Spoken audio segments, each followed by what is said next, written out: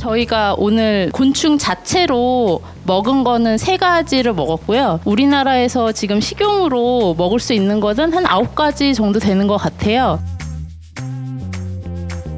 갈색 거저리 유충은 몇 년 전부터 밀웜이라는 이름으로 많이 알려져 있는데 우리나라에서는 이제 고소하다 보니까 고소해라는 정말 누구나 기억하기 쉬운 명칭으로 쓰이고 있고, 쌍별 귀뚜라미는 쌍별이라는 이름으로 이제 부르기로 했대요. 신전박이 꽃무지 유충, 꽃뱅이, 군뱅이를 꽃뱅이라고 부르기로 했다 그러더라고요.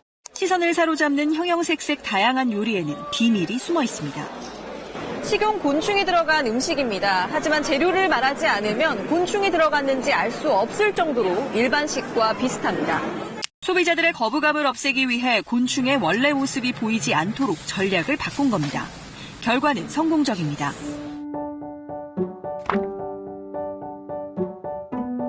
아까 부소장님이 단백질 함량이 궁금하다고 하셨잖아요. 제일 높은 게 벼메뚜기. 저희가 어렸을 때 먹던 메뚜기가 제일 단백질 함량이 높네요. 장수해가 단백질 함량이 제일 낮기는 해요. 1인분의 기후혁명의 그 릴레이 영상의 주제 자체가 대체 육류를 한번 찾아보자, 가능성을 검토를 해보고 여러 가지 근거 자료들도 한번 같이 보고, 대체 육류를 찾을 필요가, 현대인이 육류를 지나치게 많이 먹고 그로 인한 기후변화 영향, 온실가스 배출량이 많이 나오고 있기 때문인 거잖아요. 대체 육류의 3가지는 오늘 저희가 먹은 그 식용곤충, 배양육, 그리고 식물 기반 대체육이 3가지가 있죠. 근데 그 중에서 온실가스 배출량이 제일 적은 거는 일단 식용곤충이 제일 적어요. 그 다음이 식물 기반 대체육이 적고, 그리고 아직까지는 실험실에서 만들어지는 고기가 온실가스 배출량이 제일 많은데, 그 이유가 투입되는 자원이나 에너지 대비 나오는 산출물이 너무 적은 거예요. 아직은 기술적으로 완성되지 않은 거기 때문에. 데이터에서 보면은 거의 소고기만큼 많이 나오거든요. 근데 저게 완전히 예전 자료고, 저때 당시에만 해도 쇠고기 패티 하나 만들어내는데 개발비만 3억 6천만 원 정도 될 정도로 굉장히 많은 연구비가 들어왔거든요. 근데 지금 한 2021년도 기준으로 해서 그 개발비가 한 13,000원 정도로 낮아졌다라고 해요. 그러면 온실가스 배출량 자체도 아마 굉장히 많이 낮아졌을 거예요. 곤충은 그렇다라고 하면 왜 이렇게 배출량이 적은가? 곤충 사육의 경제적인 이유를 제가 찾아봤는데, 동물은 다 정온동물이잖아요. 근데 곤충은 변온동물이기 때문에 체온 유지를 해줄 필요가 없대요. 그러니까 에너지가 적게 드는 거예요. 사료 소비가 적게 들고요. 사육에서 나오는 분뇨를 곤충의 사료로 이용을 할 수가 있대요. 그렇기 때문에 또 여러 가지로 환경 영향이 적게 산출될 수밖에 없다라고 하더라고요. 그렇기 때문에 앞으로 대체육으로서 가장 환경 영향 측면에서 전망이 좋은 거는 식용 곤충이라고 얘기를 해요. 그 반면 가장 큰 장애물은 소비자의 혐오다. 저는 그게 아니라, 고기를 먹는 이유는 단백질 때문이기도 하지만 고기 자체의 맛을 원하는 거잖아요.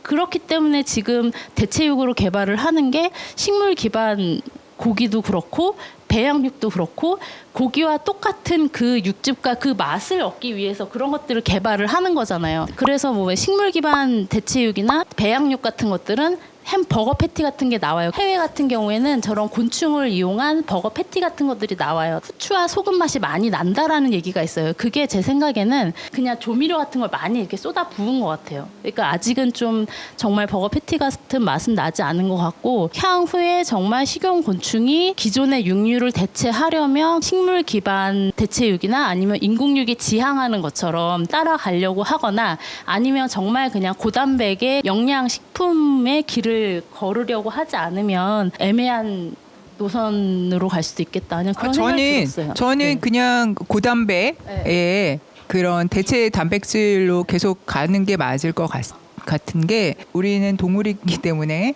단백질 소스가 필요한데 주어지는 단백질이 익숙하다 보니까 거기에 친숙해지는 측면이 있거든요. 일반적으로 이런 단백질을 먹고 익숙해진 사람들이 향후 나이가 들었을 때 과연 스테이크를 꼭 먹어야 하냐? 거부감이 오히려 더 많이 들 수 있다는 생각이, 식생활은 생활이기도 하지만 식문화라고도 하기 때문에 이 문화적으로 어떻게 우리가 익숙해지느냐에 따라서 그건 충분히 바뀔 수 있다는 생각. 우리가 먹는 그거를 굳이 대체할 필요는 없는 것 같아요. 우리는 뭘 원하냐?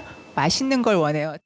우리에게 맛있는 또 다른 음식이 들어오고 거기도 영양을 저에게 충분히 공급해 준다면 선택하지 않을 이유가 없는 거예요. 당연히 우리가 모든 음식의 본모상을 가지고 먹는 게 많지 않아요. 기본적으로는 우리는 음식들을 조리해서 먹거나 아니면 다양한 방식으로 변화시켜서 먹기 때문에 혐오의 문제는 차근차근 극복될 수 있고 고급 단백질로 이런 것들이 계속 이용되는 것도 좀 생각해 보면 좋을 것 같아요. 고기의 대체로 식용 곤충을 할 게 아니라 단백질을 공급할 수 있는 그것도 그걸로 해야 될 것 같다는 생각이 들더라고요. 곤충을 가루로 내 달콤한 과자로 만든 이 시리얼은 출시 한 달도 안 돼 판매 목표를 돌파했습니다.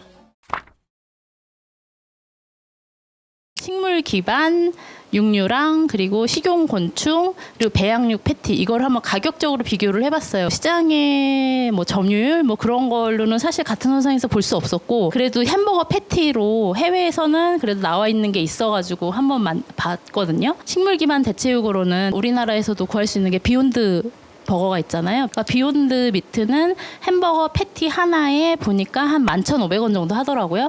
그리고 곤충 버거 패티도 있어요. 우리나라엔 없어요. 근데 독일이나 아니면 스위스 그런 데서 나오거든요.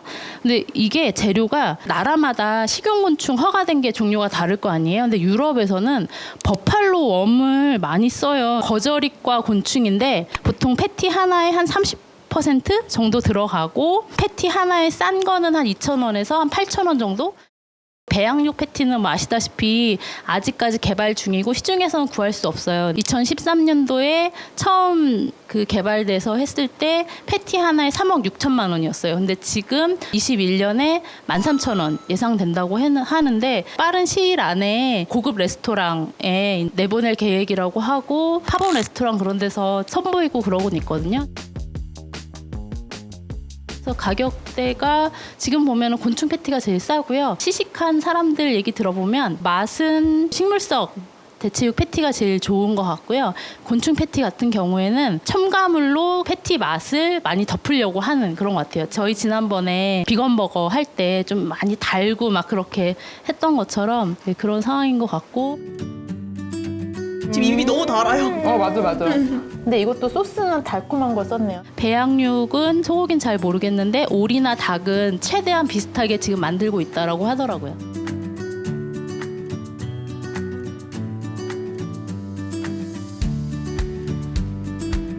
자세히 보면 에잉 그러지만 먹고 이러면 바로 거부감이 쑥 내려갈 수 있지. 근데 이거 미럼은 와인 안주로도 괜찮아요. 너무 좋아. 난 술안주로 네. 이게 딱 맥주 안주로 지금 우리 저기 가져가서 이따가 몇 병 먹어봐요.